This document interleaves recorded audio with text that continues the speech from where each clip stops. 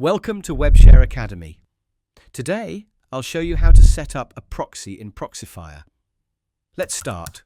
First, click Profile option. Then, open Proxy Servers and add a new configuration. Now, you will need to enter proxy server details. You can get 10 free proxy servers from WebShare. On the WebShare dashboard, open Proxy List.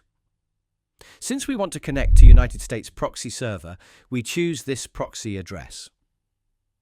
Left-click on the proxy address field and paste it into Proxifier proxy server settings. Do the same with port field. Choose SOCKS 5 as the protocol in drop-down menu and enable authentication. Finally, copy and paste the username and password fields. Check the proxy connection or simply click OK to save the proxy settings. Confirm all the pop-up windows, and that's it. Proxy in Proxifier is set up successfully.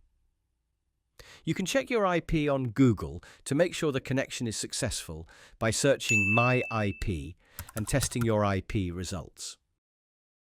If you run into any problems, let us know in the comments and we will help you.